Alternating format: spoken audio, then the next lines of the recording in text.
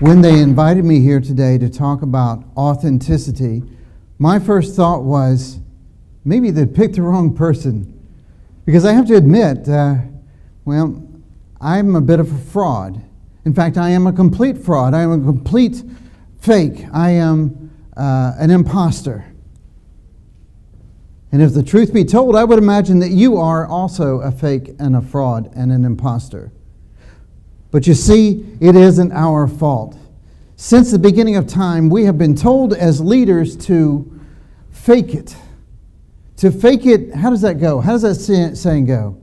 That's right, to fake it until we make it, as though somehow or another leadership success will arise out of us, play acting a part. That all we have to do is pretend to be successful and then we will become successful. The only problem with that is that it is dramatically and undeniably wrong. And we suddenly find ourselves caught in a paradox.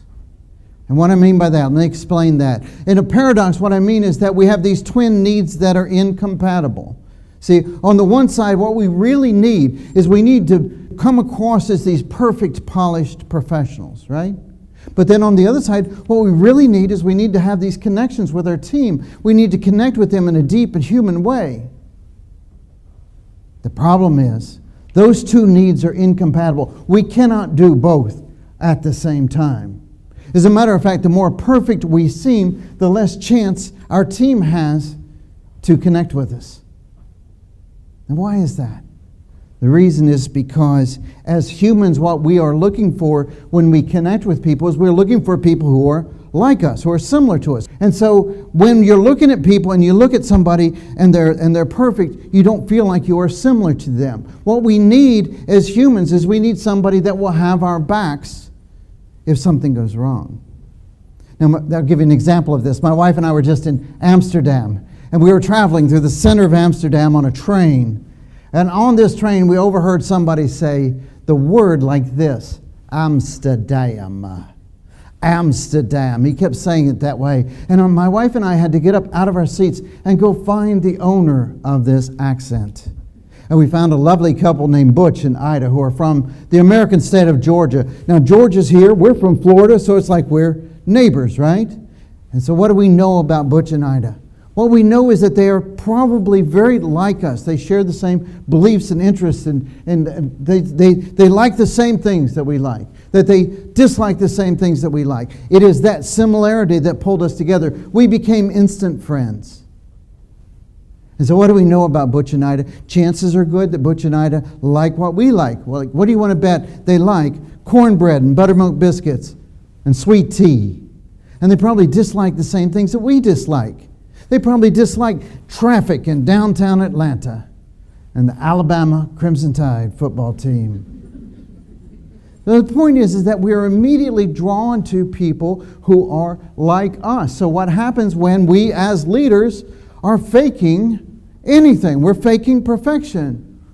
Well, what happens is that our team doesn't feel the room to connect with us. Now, here's a question for you. If you're a leader, how many of you think you're actually perfect? None of you, right? None of us. We don't believe that we're perfect. And as a matter of fact, if I went to your office and we sat down and we talked you would be very willing to tell me all of the times that you've come up short, that you've struggled, that you've failed. Those are the kinds of conversations that you would have with me. With me. But what do we do when we get in front of our teams?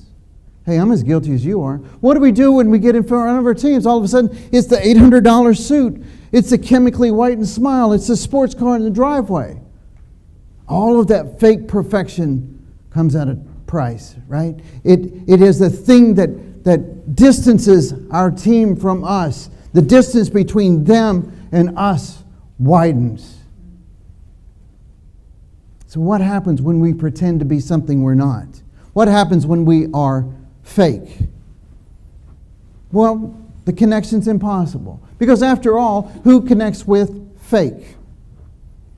We're up to our necks right now in fake, aren't we? We've got fake everything. We've got fake news and fake nails. We've got fake purses. We've got fake everything. Everywhere you go, everything is fake. But with fake people, all of a sudden that matters. With fake people, all of a sudden that counts too much. Now we take it personally. with fake people, now it's too important. I know when I go around the country and I talk to leaders, this idea of authenticity as a leadership skill is a bit of a hard sell. Because it does not sound like a leadership skill to be authentic. But in a world that is so fake, in a world with that much fake, it is the genuine moment, it is the authentic moment when all of a sudden we find that connection. Let me give you a couple of examples. In 2009, Domino's Pizza had a quality problem. They really struggled with this. They did a survey. The survey came back and they found out that people really, they kind of hated the pizza. Really, they hated the pizza. They did. They said things like, the crust tastes like cardboard. The sauce tastes like ketchup. Somebody actually said, I'd rather eat the box it came in than eat your pizza. Now, the CEO, Patrick Doyle, could have hidden those comments away. He could have moved on from that. But instead, his authentic moment was he said, no, this is what we're going to do. And he bought full-page ads in major newspapers around the country. And across the top of this, he put those comments. Can you imagine? He said up there, he said, crust tastes like cardboard. The sauce tastes like ketchup. And underneath that, he said, we heard you. Underneath that, he said, we're working on it. And will you please give us another chance? Did it work?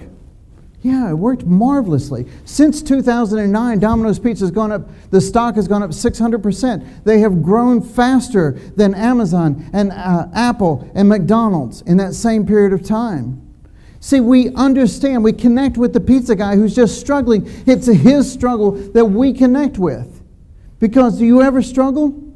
Of course you do. We all struggle. And it's through his weakness that we feel the room to connect with his. Because he was authentic, people connected with him. This is Jenna Kutcher. Jenna Kutcher is a wedding photographer and a very successful blogger. This is her and her husband on vacation in Hawaii. Now, when she posted this photo on her blog, the most unexpected thing happened. People said, now you have to understand, people on her blog, so they're already subscribers, they're already fans, they said on her blog things like, how does a woman that looks like you get a man that looks like that? Now can you imagine being fat shamed on your own blog by your own fans? Can you imagine that? And now Jenna would have been understandable if she just hit the delete key and moved on, but she said, no, we're going to talk about this. And she wanted to talk about what it meant to be fat shamed. She wanted to talk about what it meant to be what she says is a curvy girl. And she said, we're going to talk about this. We're going to talk about what it means to wake up every day and struggle with your self-esteem. Do y'all ever struggle with your self-esteem? Of course you do. We all do. It is through her weakness that we found the connection. And so many new people went to her blog, and for the first time they were engaged with Jenna, and they said, Jenna, that's my story. That's the way I feel. That's what I'm dealing with every single day.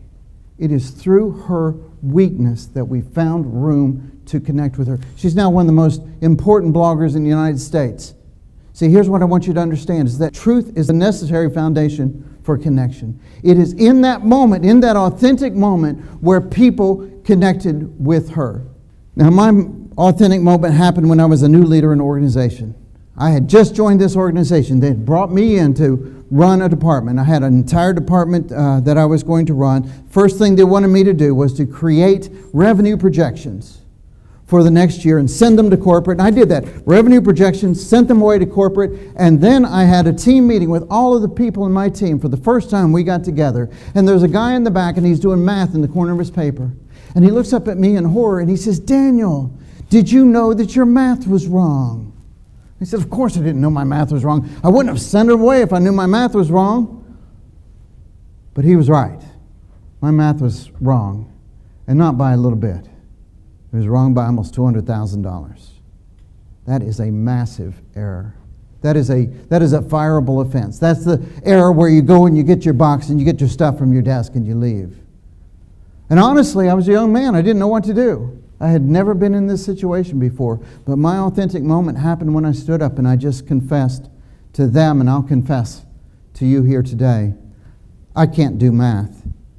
Now, I know people say that, and they'll just be in the hallway and go, oh, I can't do math. But this, for me, it's like something serious.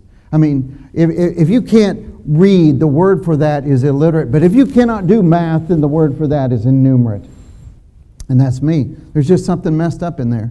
It doesn't work. It just doesn't work for me. And I've struggled with this my entire life. But always before, I'd had a workaround. I could take my papers and shove them over here and say, Debbie, would you take a look at that and tell me if I made any mistakes? Knowing full well that she's going to capture all of my mistakes and fix them before they go out to somebody that's important. But I was new in this organization, and I didn't have that workaround. I didn't have a Debbie in this organization, and I had done this before anybody else had seen them. And my team looked at me, and I'm sure they thought, where in the heck are we getting the leaders in this organization? I mean, we hire somebody to run an entire department, and they can't even do simple mathematics. But for whatever reason, they liked me.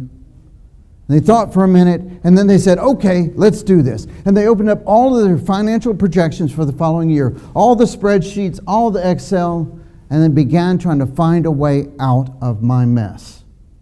And they did this with the budget. You've probably done this at home where you rob Peter and pay Paul, and you move that number to that and that number to that, and you get this column to line up, and then you shove that aside. You make that and divide by 4, and over again, 3 hours of work on this problem. At the end of it, they solved the problem. They saved my job, but I stood back and I watched them. And when they finally fixed it all, they stood up and they high-fived and they hugged. This was a team that had never been a team before. And this time they came together as a team for the first time, not through my strength as a leader, but through my weakness. See, here's what I want you to understand, is that imperfection doesn't disqualify us from leadership. Imperfection actually makes us infinitely more qualified. When we talk about our own flaws, it's like we put a sign out front that says, imperfect people are welcome. What is it you want your team to do? You want them to think outside the box. You want them to get outside of their comfort zone. You want them to take chances. You want them to embrace change. But then if we made it a criminal enterprise for you to have a failure, then no wonder they're struggling with that. You know, I'm very thankful for the people that invited me here today to talk about this. I think it's a great subject. I think it's something that we really do need to talk about. I don't have all the answers, though. As much as I would like to have all the answers, I don't. I just think that we need to talk about it. We need to talk about being authentic in our boardrooms. We need to talk about being authentic in our hallways and with our teams. We just need to talk about it. I'm hoping that this starts a larger conversation. Because sometimes when I think about that disengaged worker problem, you know, I think maybe the problem isn't with them at all. Maybe the problem is with us. Maybe they showed up, you know, all eager and fired up and ready to work, and we showed up fake and frauds and imposters. And I think sometimes the answer isn't just creating more perfect people. Sometimes the answer may be that we just all need to learn how to be more human, warts and all. Thank you.